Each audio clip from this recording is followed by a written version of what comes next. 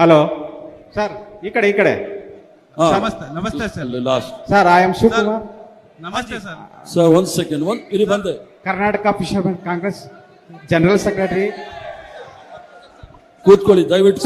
Sir please sir ದಯವಿಟ್ಟು ಕೂತ್ಕೊಳ್ಳಿ. ದಯವಿಟ್ಟು ಬಾಕಿಯವರೆಲ್ಲ ಕೂತ್ಕೊಳ್ಳಿ. ಸರ್, ಮೇರಾ ನಾಮ ಕೃಷ್ಣ. ಸಮುದ್ರ ಅಲ್ಲಿ ಇದ್ದಾರೆ, ಕೂತ್ಕೊಳ್ಳಿ.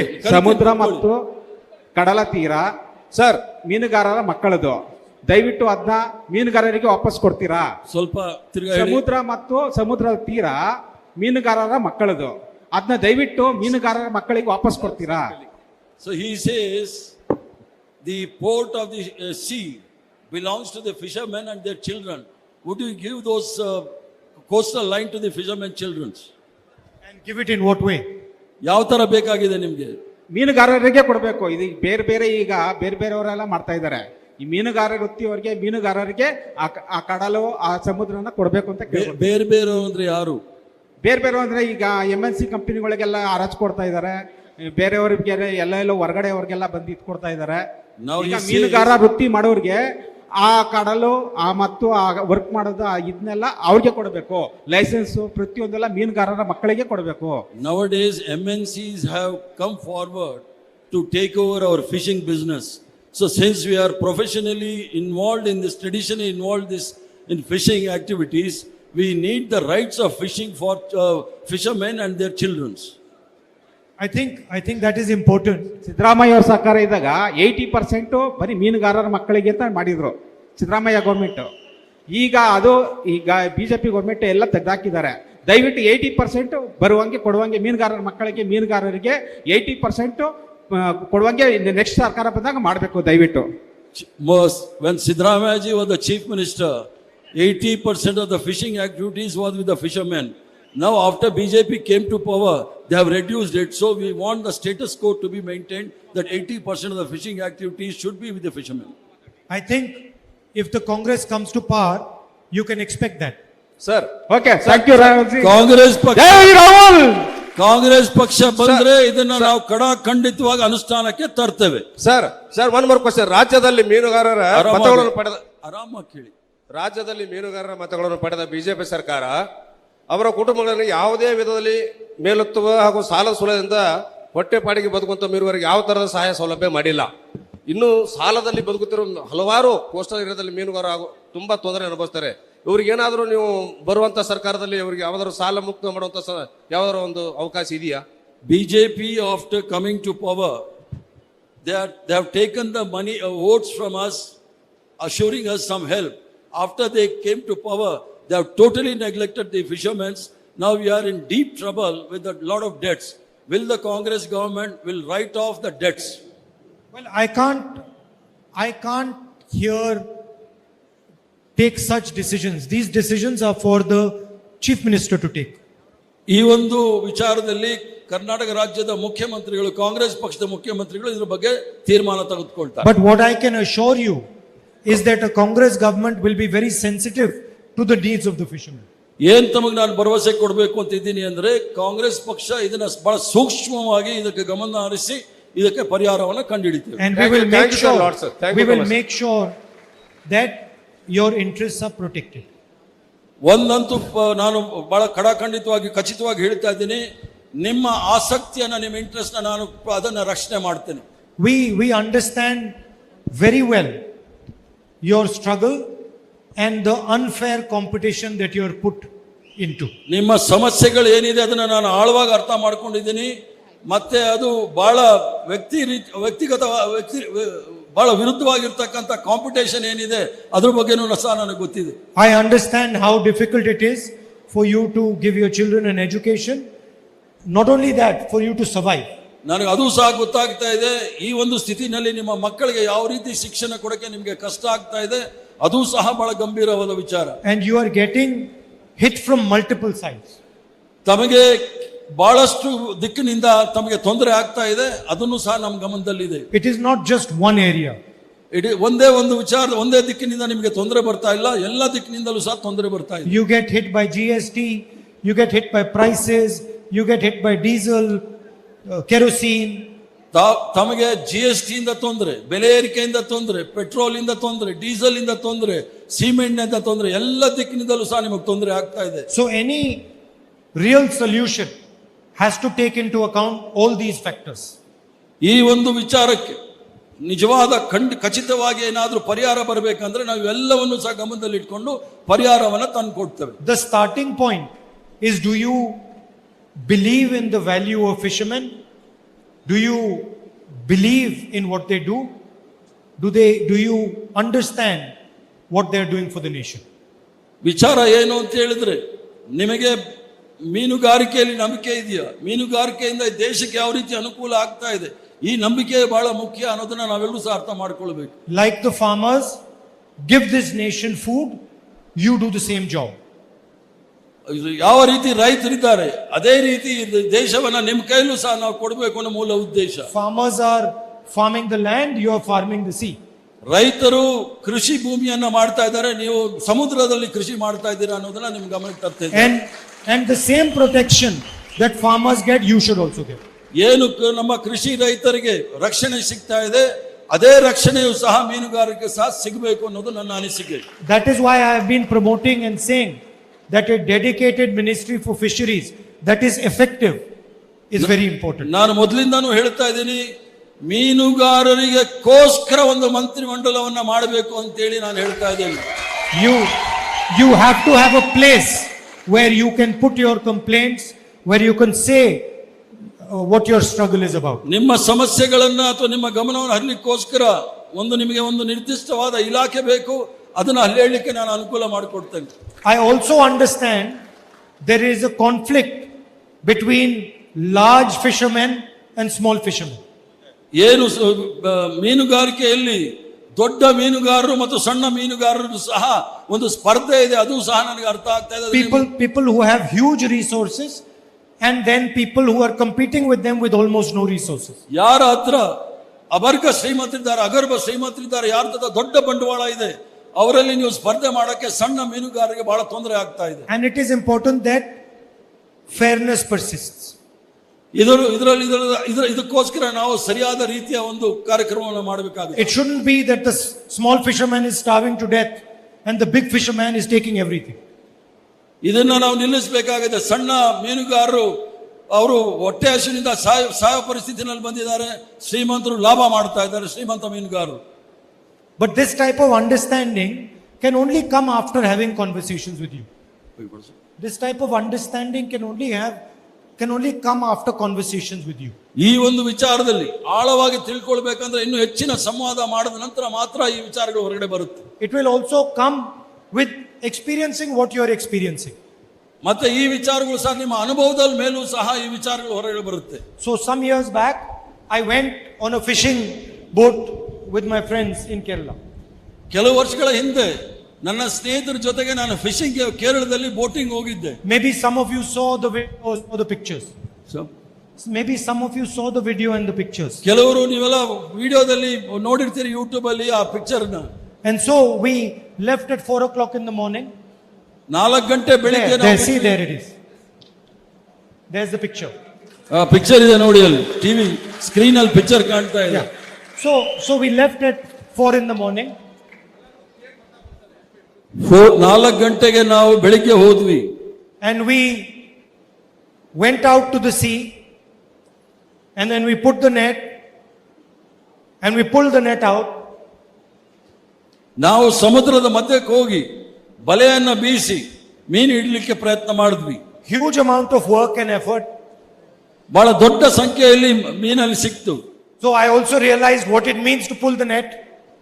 ಆದ್ರಿಂದ ನನಗೂ ಸಹ ಅರ್ಥ ಆಯ್ತು ಒಳ್ಳೆ ಮೀನು ಸಿಕ್ಕಿದಾಗ ಏನು ಅಂತ ಹೇಳಿ. And then nothing was there in the net. And then there was nothing in the net. ಆಗ ನೆಟ್ಟಲ್ಲೂ ಸಹ ನೋಡಿದಾಗ ಕೆಲವು ಸಂದರ್ಭದಲ್ಲಿ ಏನು ಇಲ್ಲದೆ ಇರ್ತಕ್ಕಂಥದ್ದು. So I understand the type of risk that you're taking. So ಅದರಿಂದ ನನಗೂ ಸಹ ಅರ್ಥ ಆಗುತ್ತೆ ಏನು ಆಗುತ್ತೆ ಮೀನುಗಾರಿಕೆಗೆ ಹೋದಾಗ. You're putting huge amount of effort, but the sea is unpredictable. ತಾವು ಬಹಳಷ್ಟು ಶ್ರಮವನ್ನು ಹಾಕ್ತೀರಿ ಅಲ್ಲಿ, ಆದ್ರೆ ಸಮುದ್ರದ ನಾವು ಯಾರು ಸಹ ಊಹೆ ಮಾಡ್ಲಿಕ್ಕೆ ಆಗೋದಿಲ್ಲ. ಒಂದೊಂದು ಸಂದರ್ಭದಲ್ಲಿ weather can damage your boat, can sink your boat. ಈ ಒಂದು ಆ ಸಮುದ್ರದಲ್ಲಿ ನಿಮ್ಮ ಬೋಟ್ಗೆ ತೊಂದರೆ ಆಗ್ಬೋದು ಅಥವಾ ನಿಮ್ಮ ಬೋಟ್ ಕೂಡ ಮುಳುಗಬಹುದು. Someday you might catch fish, other days you might not. ಕೆಲವು ಸಂದರ್ಭದಲ್ಲಿ ನೀವು ಮೀನು ಹಿಡಿಬಹುದು, ಕೆಲವು ಸಂದರ್ಭದಲ್ಲಿ ಮೀನು ಸಿಗದೇ ಇರಬಹುದು. So we have to be sensitive to the risk that you're taking. ನಮಗೆ ಅಷ್ಟೊಂದು ಗಂಭೀರತೆ ನಮಗಿದೆ. ನೀವೇನು ಕಷ್ಟದಿಂದ ಮಾಡ್ತಾ ಇದ್ದೀರಾ, ರಿಸ್ಕ್ ತಗೋತಾ ಇದ್ದೀರಾ, ಅದ್ರ ಬಗ್ಗೆನೂ ಸಹ ನಮ್ಮ ಗಮನದಲ್ಲಿ. And that is why I think it is important that leaders who want to help you and want to understand what you're doing are having conversations like this. ಅದಕ್ಕೋಸ್ಕರ ನಮ್ಮ ನಾಯಕರು ನಿಮಗೆ ಸಹಾಯ ಮಾಡಬೇಕು ಅಂತ ಇದ್ದಾರೆ. ಅದಕ್ಕೋಸ್ಕರ ಈ ಸಂವಾದವನ್ನು ಏರ್ಪಾಡು ಮಾಡಿದ್ದೇವೆ. And also going with you in the boat to see exactly what you're dealing with. ಅದಕ್ಕೋಸ್ಕರ ನಾನು ಸಮುದ್ರದಲ್ಲಿ ಹೋಗಿ ಆ ಬೋಟಲ್ಲಿ ಹೋಗಿ ನೀವು ಏನು ಕಷ್ಟ ಬೀಳ್ತೀರಾ ಅನ್ನೋದನ್ನ ನಾನು ಕಣ್ಣಾರೆ ನೋಡಿದ್ದೇನೆ. Of course, by going one day we will never understand. But ನಾನು ಒಂದೇ ದಿವಸಕ್ಕೆ ಹೋದ್ರೆ ನಿಮ್ಮ ಕಷ್ಟಗಳೆಲ್ಲ ನನಗೆ ಗೊತ್ತಾಗೋದಿಲ್ಲ. But it's still better to go one day than not to go at all. ಆದ್ರಿಂದ ಆದ್ರೂ ಸಹ ಒಂದು ದಿವಸ ಹೋಗಿ ನಿಮ್ಮ ಕಷ್ಟಗಳು ಏನು ಅನ್ನೋದನ್ನ ನೋಡ್ಲಿಕ್ಕೆ ನನಗೊಂದು ಅವಕಾಶ ಸಿಕ್ತು. I have come here to build a relationship with you. ಇವತ್ತಿನಿಂದ ನಿಮ್ಮ ಜೊತೆ ಒಂದು ರೀತಿಯ ನೇರವಾದ ಸಂಬಂಧವನ್ನು ಬೆಳೆಸಲಿಕ್ಕೆ ನಾನು ಇಚ್ಛೆ ಬೀಳ್ತೇನೆ. I want to have a relationship where you can tell me what you feel. ನಾನು ಆ ರೀತಿ ಸಂಬಂಧವನ್ನು ಇಟ್ಕೊಳ್ಳೆ ಬೀಳ್ತೇನೆ. ನಿಮ್ಮ ಸಮಸ್ಯೆಗಳು ಏನು ಅಂತ ಹೇಳಿ ನನಗೆ ಹೇಳಲಿಕ್ಕೆ ನಿಮಗೆ ಅನುಕೂಲ ಆಗಲಿ ಅಂತ. Where you see me as a family member. ನಾನು ಕೂಡ ನಿಮ್ಮ ಕುಟುಂಬದ ಸದಸ್ಯನಾಗಿ ತಾವು ಕರ್ಕೊಳ್ಳಿ. Someday I might tell you that what you're saying cannot be done. Someday I might tell you what you're saying cannot be done. ಒಂದ್ ದಿವಸ ನೀವೇನು ಮಾಡ್ತಾ ಇದ್ರೆ ಅದನ್ನ ಮಾಡಕ್ ಆಗದೆ ಇರ್ಬೋದು ಅಂತ ಹೇಳ್ಬೋದು. And someday I'll tell you what you're saying is going to be done. ಒಂದ್ ದಿವಸ ನಾನು ಹೇಳ್ಬೋದು ನೀವೇನು ಮಾಡ್ತಾ ಇದ್ರೆ ಅದನ್ನ ಮಾಡಬಹುದು ಅಂತ ಹೇಳಲಿಕ್ಕೆ ನನಗೆ ಇಚ್ಛೆ ಬೀಳ್ತೇನೆ. But what is important is that we are always talking and listening to each other. ಬಹಳ ಮುಖ್ಯವಾಗಿರ್ತಕ್ಕಂಥದ್ದು ನೇರವಾದ ಸಂವಾದ. And that you understand that I am working in your interest. ನಾನು ತಮಗೆ ಹೇಳಲಿಕ್ಕೆ ಇಚ್ಛೆ ಬೀಳ್ತಾನೆ, ನಾನು ತಮ್ಮ ವಿಚಾರದಲ್ಲಿ ಕೆಲಸ ಮಾಡಲಿಕ್ಕೆ ನಾನು ಇಚ್ಛೆ ಬೀಳ್ತೇನೆ. And that I will not compromise your interest. That I will not compromise your interest. ಆ ವಿಚಾರದಲ್ಲಿ ಯಾವುದೇ ರೀತಿಯ ರಾಜಿ ಮಾಡ್ಕೊಳ್ಳೋದಿಲ್ಲ ನಿಮ್ಮ ಸಮಸ್ಯೆಗಳ ವಿಚಾರದಲ್ಲಿ. So that is why I came here. Thank you very much. ಅದಕ್ಕೋಸ್ಕರ ನಾನು ಬಂದಿದ್ದೀನಿ. ನಿಮ್ಗೆಲ್ಲರೂ ಸಹ ಧನ್ಯವಾದಗಳು. Now if somebody else would like to say something. Sir, ನಮ್ಮ ಕರ್ನಾಟಕದಲ್ಲಿ ನಿಮ್ಮ ಸರ್ಕಾರ ಅಧಿಕಾರಕ್ಕೆ ಬಂದ್ರೆ ನಮ್ಮ ಮೀನುಗಾರ ಮಕ್ಕಳಿಗಾಗಿ ಮೀಸಲಾತಿಗಳಲ್ಲಾಗ್ಲಿ ವಿದ್ಯಾಭ್ಯಾಸದಲ್ಲಾಗಿ ಯಾವುದೇ ರೀತಿ ಶೈಕ್ಷಣಿಕವಾದ ನಮಗೆ ಅನುಕೂಲ ಯಾವ ರೀತಿ ಮಾಡಿಕೊಡ್ತೀರಾ? ಅದಾದ್ಮೇಲೆ ಮೀನುಗಾರರಿಗೆ ಅವರ ಅಧ್ಯಯನಕ್ಕಾಗಿ ಕಾಲೇಜುಗಳಾಗಲಿ ಅಥವಾ ವಿಶ್ವವಿದ್ಯಾಲಯಗಳಾಗಲಿ ಎಷ್ಟು ಸ್ಥಾಪಿಸ್ತೀರಾ ಅನ್ನೋದು ನಮಗೆ ಬೇಕು. So when Congress government comes to power, she wants to know what kind of reservation you give it to us for education of our children. And for the higher education, is there any idea of opening the higher education institutions for the children of the fishermen?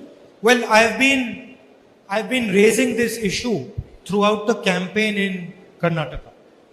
ಈ ವಿಚಾರವನ್ನ ನಾನು ಸತತವಾಗಿ ಈ ಒಂದು ಪ್ರಚಾರ ಭಾಷಣಗಳಲ್ಲಿ ಬಹಿರಂಗ ಸಭೆಗಳಲ್ಲಿ ಹೇಳ್ತಾ ಇದ್ದೇನೆ.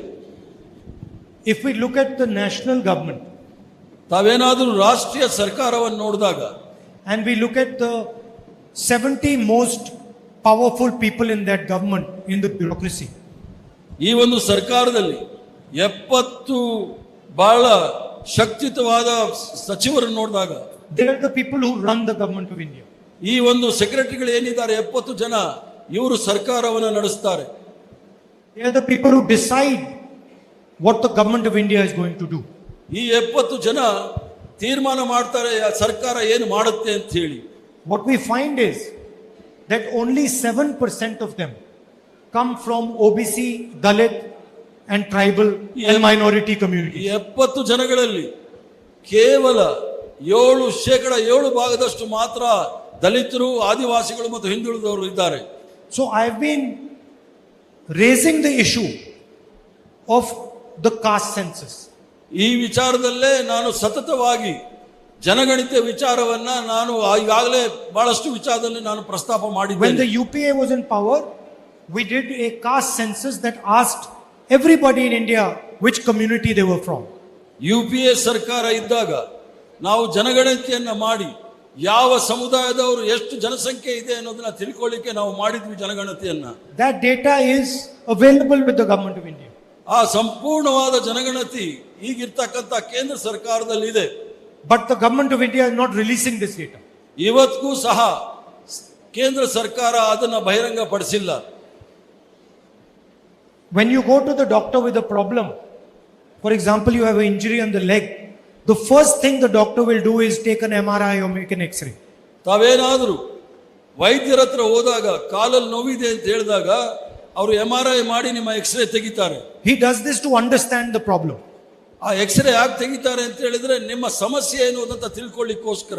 If we want to understand the problem, we have to understand how many people are from which community. ಈ ದೇಶದ ಸಮಸ್ಯೆಯನ್ನು ನಾವು ತಿಳ್ಕೊಳ್ಬೇಕಾದ್ರೆ ಜನಗಣತಿಯ ಮೂಲಕ ಯಾವ ಸಮಾಜದವರು ಎಷ್ಟು ಜನಸಂಖ್ಯೆ ಇದೆ ಅನ್ನೋದು ತಿಳ್ಕೊಳ್ಳೋದು ಬಹಳ ಮುಖ್ಯ. After that, it is very easy to resolve who gets what. ಅದಾದ ಮೇಲೆ ಕೇಂದ್ರ ಸರ್ಕಾರದಿಂದ ತಮ್ಮ ಸಮಸ್ಯೆಗಳಿಗೆ ಯಾವ ರೀತಿ ನಾವು ಸಮಸ್ಯೆಗೆ ಪರಿಹಾರ ಕಂಡುಹಿಡಿಬಹುದು ಅನ್ನೋದು ಬಹಳ ಸುಲಭ. Which community is she from? ತಾವು ಯಾವ ಸಮುದಾಯ? She belongs to fisherman community. It comes under OBC. OBC here. How many OBCs are there in India? OBCs ಅವರು ಎಷ್ಟು ಜನ ಇದ್ದಾರೆ ದೇಶದಲ್ಲಿ? She doesn't know the answer. She doesn't know the answer. Say it in Kannada. ನಿಮಗೆ ಆ ವಿಚಾರ ಗೊತ್ತಿಲ್ಲ ಎಷ್ಟು ಜನ OBCಗಳಿಗೆ ಹಿಂದುಳಿದ ವರ್ಗದವರು ಇದ್ದಾರೆ ಅಂತ ಹೇಳಿ ದೇಶದಲ್ಲಿ? Nobody. 30. No. 70% we are. See, you are saying fishermen 20% ಅಂತನಾ ಅಥವಾ OBC? OBC कितना है? ಸಂಪೂರ್ಣವಾಗಿ ಹಿಂದುಳಿದವರು ಎಷ್ಟಿದ್ದಾರೆ ಅಂತ ಹೇಳಿ? ಸಂಪೂರ್ಣವಾಗಿ ಹಿಂದುಳಿದವರು 50% ಇದ್ದಾರೆ. 50%. 50% है. Now the caste census will prove this for sure. ಈ ಒಂದು ಜನಗಣತಿ ಜಾತಿ ಜನಗಣತಿ ಆದಾಗ ಇದನ್ನ ಬಹಳ ಸ್ಪಷ್ಟವಾಗಿ ಅದನ್ನ ಒಂದು ಚಿತ್ರ ಕೊಡುತ್ತದೆ. Now, if OBC is 50% and tribals and Dalits are also there, there must be at least 70%. ಈಗ OBC ಅವರು 20% ಆದ್ರೆ, ಹಿಂದುಳಿದವರು 20% ಆದ್ರೆ, ಪರಿಶಿಷ್ಟ ಜಾತಿ ಮತ್ತು ಪರಿಶಿಷ್ಟ ಪಂಗಡವರು 20% ಆದ್ರೆ 70% ಈ ಮೀಸಲಾತಿಯಲ್ಲಿ ಬರಬೇಕಾಗುತ್ತೆ. Why does 70% have only 7% representation in the most powerful body in the government of India? ನನ್ನ ಪ್ರಶ್ನೆ ಇಷ್ಟೇ, ಏನು 70% ಭಾಗದಷ್ಟು ಇರ್ತಕ್ಕಂಥ ಜನಸಂಖ್ಯೆಗೆ ಕೇವಲ 7% ಮಾತ್ರ ಕೇಂದ್ರ ಸರ್ಕಾರದಲ್ಲಿ ಇದ್ದಾರೆ ಅಂತ ಹೇಳಿ. So what I'm saying is, the first step in solving this reservation problem is in understanding clearly what is the population of different communities. ಮೊದಲನೇ ಹೆಜ್ಜೆ ಏನು ಅಂತಂದ್ರೆ ಈ ಜನಗಣತಿಯ ಮೂಲಕ ನಮಗೆ ನಮ್ಮ ಈ ಹಿಂದುಳಿದ ವರ್ಗದವರಾಗಲಿ ಪರಿಶಿಷ್ಟ ಜಾತಿ ಪರಿಶಿಷ್ಟ ಪಂಗಡವರ ಸಮಸ್ಯೆ ಏನು ಅಂತ ತಿಳ್ಕೊಳ್ಬಹುದು. Second step is in removing the cap that is there of 50%.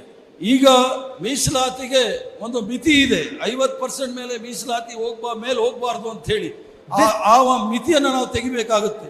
This cap is not based on any scientific criteria. ಈ ಒಂದು ಮಿತಿ ಯಾವುದೇ ವೈಜ್ಞಾನಿಕವಾದ ರೀತಿಯಲ್ಲಿ ಆಗಿರ್ತಕ್ಕಂಥದ್ದಲ್ಲ. And I have requested the Prime Minister on multiple occasions to release the information on caste census and remove the 50% cap. ಬಹಳಷ್ಟು ಬಾರಿ ನಾನು ಪ್ರಧಾನ ಮಂತ್ರಿಗಳಲ್ಲಿ ಮನವಿ ಮಾಡಿದ್ದೇನೆ, 50% ಮಿತಿ ಇರೋದನ್ನು ತೆಗಿರಿ ಮತ್ತು ಜನಗಣತಿಯಲ್ಲಿ ಇರ್ತಕ್ಕಂಥ ವಿಚಾರವನ್ನ ಬಹಿರಂಗಪಡಿಸಿ ಅಂತ ಹೇಳಿ. He refuses to do it. ಈಗಲೂ ಸಹ ಅದನ್ನ ಮಾಡಕ್ಕೆ ಅವರು ಒಪ್ತಾನೂ ಇಲ್ಲ. I am giving you a guarantee. The moment the UPA comes to power in Delhi, we will do both those things. ಇದು ನಿಮಗೆ ಭರವಸೆ ಕೊಡ್ಲಿಕ್ಕೆ ಇಚ್ಛೆ ಬೀಳ್ತಾನೆ. UPA ಸರ್ಕಾರ ಬಂದ ದಿವಸವೇ ನಾವು ಇದನ್ನ ಎಲ್ಲವನ್ನು ಅನುಷ್ಠಾನಕ್ಕೆ ತರ್ತೇವೆ. And in Hindi, jitni abadi utni bhagidari. ಹಿಂದಿನಲ್ಲಿ ಹೇಳ್ತಾರೆ, ನಿಮ್ಮ ಜನಸಂಖ್ಯೆ ಎಷ್ಟಿದೆ ಅಷ್ಟು ನಿಮಗೆ ಪಾಲುದಾರಿ ಇದೆ ಸರ್ಕಾರದಲ್ಲಿ ಅಂತ ಹೇಳಿ. And for that we need to understand, number one, how much is the population of each community. ಅದಕ್ಕೋಸ್ಕರ ಎಲ್ಲ ಸಮುದಾಯದವರ ಜನಸಂಖ್ಯೆ ಎಷ್ಟಿದೆ ಅಂತ ತಿಳ್ಕೊಳ್ಬೇಕಾದ್ರು ಬಹಳ ಮುಖ್ಯ. This is a revolutionary idea for our country. ಇದು ಒಂದು ಕ್ರಾಂತಿಕಾರಿಯ ಚಿಂತನೆ ಅಂತ ಹೇಳಿ ನಮ್ಮ ದೇಶಕ್ಕೆ ನಾನು ಹೇಳಲಿಕ್ಕೆ ಇಚ್ಛೆ And it is important if we need this country to move forward. ಏನಾದ್ರೂ ಈ ರಾಷ್ಟ್ರ ಮುಂದೆ ಹೋಗ್ಬೇಕಾದ್ರೆ ಈ ಒಂದು ವಿಚಾರವನ್ನ ನಾವು ಅನುಷ್ಠಾನಕ್ಕೆ ತರಬೇಕಾಗುತ್ತೆ. Thank you. ಧನ್ಯವಾದಗಳು. ನನ್ನ ಹೆಸರು ನಮಸ್ಕಾರ ರಾಹುಲ್ ಜಿ. ನಮಸ್ಕಾರ. ಸಾವಿತ್ರಿ ನಾರಾಯಣ ಅಡವೆಗೆದ್ದೆ ಶಿರೂರು. ಮೀನುಗಾರ ಮಹಿಳೆಯರಿಗೆ ಈಗಾಗಲೇ 50,000 ಸಾಲ ಸೌಲಭ್ಯ ನೀಡುತ್ತಿದ್ದೀರಿ. ಅದಕ್ಕೆ 5 ಲಕ್ಷಕ್ಕೆ ಏರಿಸಿ ಅದಕ್ಕೆ ಸಬ್ಸಿಡಿ ನೀಡುವಿರ ಅಂತ ಸಮಸ್ತ ಮೀನುಗಾರ ಮಹಿಳೆಯರ ಪರವಾಗಿ ಕೇಳ್ಕೊಳ್ಳಿ. She says, as of now the government is giving 50,000 loan facility. She wants that it should be raised to 5 lakh. Loan should be given to the women members of the fisher community. Well, we have committed 1 lakh Let us see. Next step might be 5 lakh. 5 lakh. ಈಗ 50,000ದಿಂದ ನಾವು 1 ಲಕ್ಷಕ್ಕೆ ನಿಮಗೆ ನಾವು ಹೇಳಿದ್ದೀವಿ. ಭರವಸೆಲಿ ಬಂದಾಗ 5 ಲಕ್ಷಕ್ಕೆ ಮಾಡಕ್ ಪ್ರಯತ್ನ ಮಾಡ್ತೇವೆ. ಸಬ್ಸಿಡಿನೂ ಕೊಡುವಂತ ಪ್ರಯತ್ನವನ್ನು ಮಾಡಬೇಕು. I don't want to make commitments that I cannot guarantee.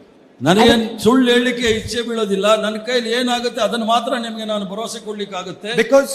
Because then the next time I come here, you will not believe me. ಯಾಕಂದ್ರೆ ನಾನು ಭರವಸೆಲಿ ಬಂದಾಗ ನಾನು ಸುಳ್ಳು ಹೇಳಿದ್ರೆ ನೀವು ಭರವಸೆಲಿ ನನ್ನನ್ನು ನಂಬೋದಿಲ್ಲ. These things need to be studied in detail before you can make commitments. ಈ ವಿಚಾರವನ್ನು ನಾವು ಆಳವಾಗಿ ಅದನ್ನ ಪರಿಶೀಲನೆ ಮಾಡಿ ಆಮೇಲೆ ತೀರ್ಮಾನಕ್ಕೆ ಬರ್ತೀವಿ. Otherwise it is irresponsible. ಅದಾದ್ರೆ ಬೇಜವಾಬ್ದಾರಿ ಆಗುತ್ತಾ ಇಲ್ಲ ಅಂತ ಹೇಳಿದ್ರೆ. For the commitments that we have made, we have studied in detail where the money will come from and how the money will come.